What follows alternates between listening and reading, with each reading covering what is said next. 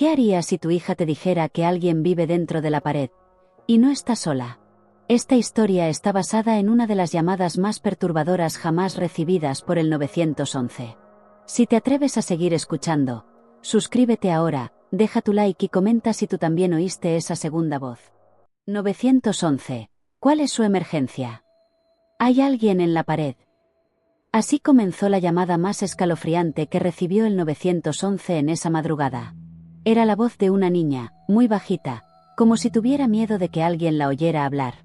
La operadora, Marlene, intentó mantener la calma. Al principio pensó que era una broma, otra llamada infantil jugando con la línea de emergencia. Pero había algo en el tono de esa niña que no sonaba a juego.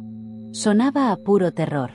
¿Puedes repetir eso, cariño?, preguntó Marlene, tecleando la ubicación en su sistema.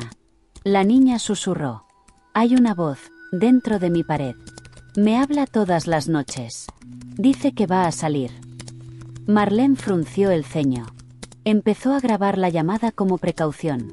Pero fue en ese momento cuando pasó algo que nunca olvidaría. Una segunda voz. Grave. Rota. Muy cerca del micrófono, como si estuviera justo al lado de la niña. No digas nada. Marlene se quedó helada.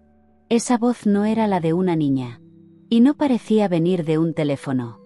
Marlene se enderezó en su asiento, con la piel erizada.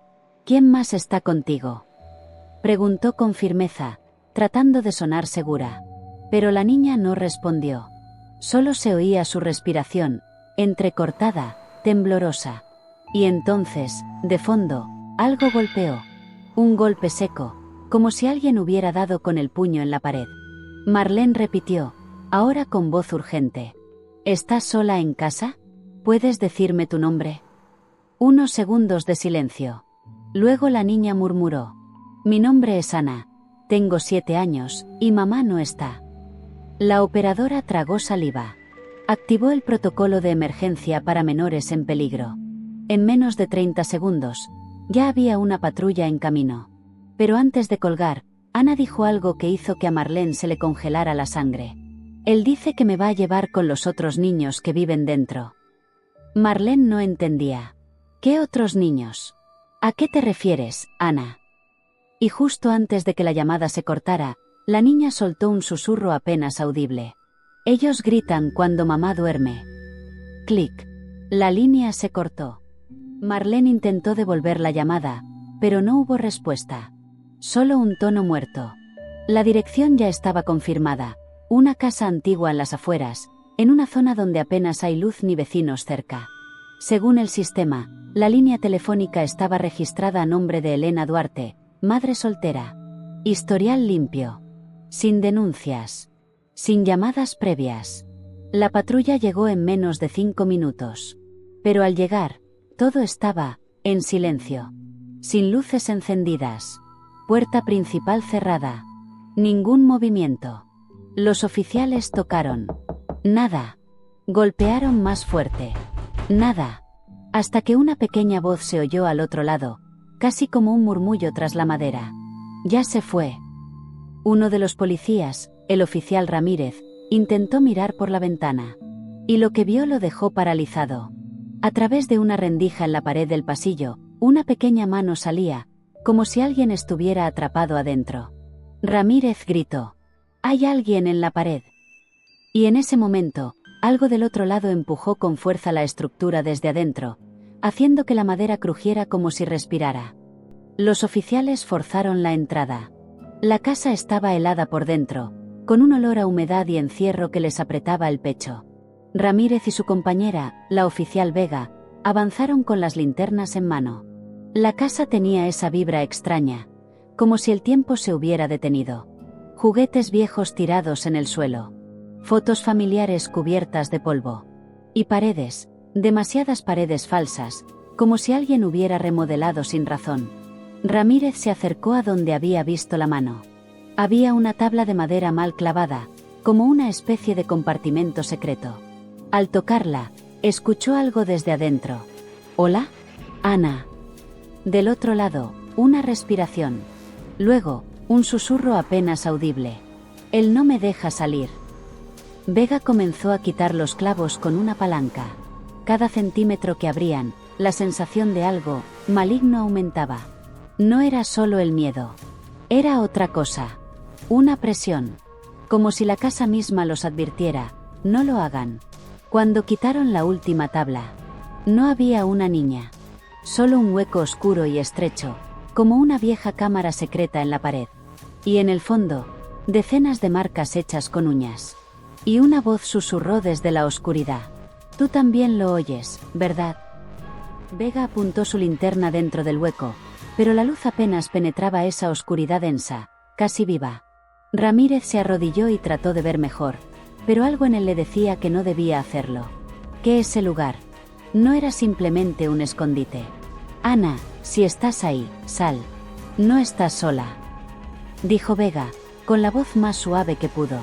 Pero lo que salió no fue Ana. Fue otra voz, mucho más antigua, mucho más rota. Ana no puede salir. Ya forma parte de la casa. Ramírez retrocedió de golpe. De repente, en la pared opuesta del pasillo, empezaron a escucharse golpes frenéticos, como uñas arañando desde adentro. Primero uno, luego dos, luego muchos. Como si varias manos intentaran salir de diferentes lugares a la vez. Tap, tap, tap, tap. Y luego, gritos.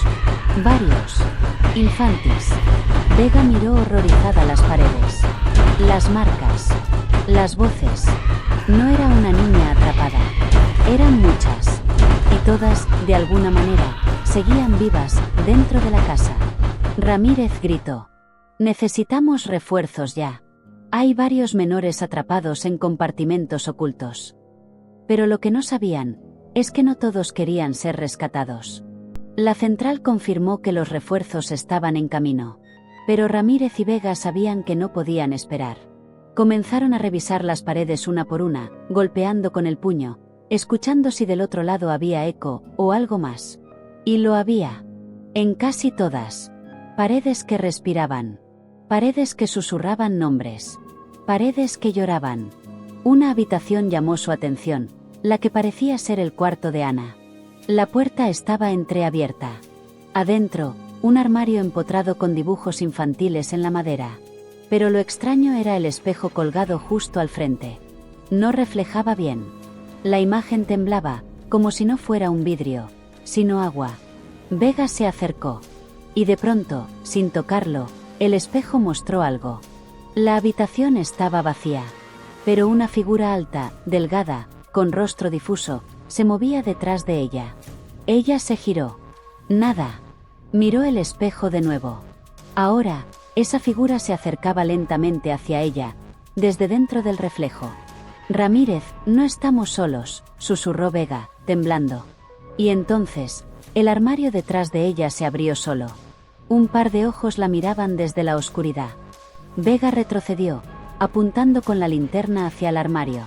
Sal de ahí. Identifícate. Pero los ojos desaparecieron en un parpadeo, como si nunca hubieran estado ahí. Ramírez se acercó para revisar.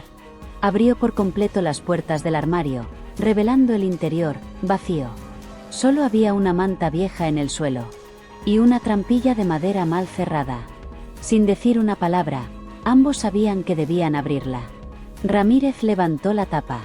Un hedor nauseabundo salió de las profundidades. Olía a encierro. A moho. A muerte. Voy a entrar, dijo Ramírez, bajando con la linterna y el arma lista. Vega lo siguió segundos después. La trampilla conducía a un pasadizo secreto que recorría el interior de las paredes de la casa. Como un sistema oculto, diseñado para espiar o esconder. Los muros estaban rayados con dibujos infantiles, pero distorsionados. Niños con la boca cosida. Figuras con ojos negros. Cruces. Nombres tachados. Y al fondo del túnel, finalmente, la vieron. Ana. Sentada. Acurrucada. Con los ojos abiertos como platos. Susurrando sola, al vacío. No lo despierten, por favor, no lo despierten, decía una y otra vez. Vega se arrodilló junto a ella. Tranquila, Ana, ya estás a salvo. Pero Ana la miró directo a los ojos, y dijo algo que les heló la sangre. Ustedes ya están dentro. Ahora él los ve. En ese instante, todas las linternas comenzaron a parpadear. Primero un parpadeo leve. Después, oscuridad total. Un zumbido grave llenó el pasadizo, como si las paredes respiraran juntas, como si algo gigantesco se estuviera moviendo por dentro de la casa misma. Ana comenzó a llorar, pero no gritaba, no se movía. Solo decía en voz baja: él ya sabe que están aquí. Ramírez trató de contactar por radio. Nada. Ruido blanco. Y entonces, desde uno de los pasadizos laterales, se oyó el sonido, como de uñas largas arañando concreto. Vega apuntó con su linterna, que parpadeaba sin control. Lo que vio no tenía forma clara. Era alto, delgado, retorcido, como si estuviera cosido con pedazos de sombra. No tenía rostro, pero aún así miraba. Y detrás de él, más ojos. Decenas. Mirando desde grietas, rendijas, huecos en la madera.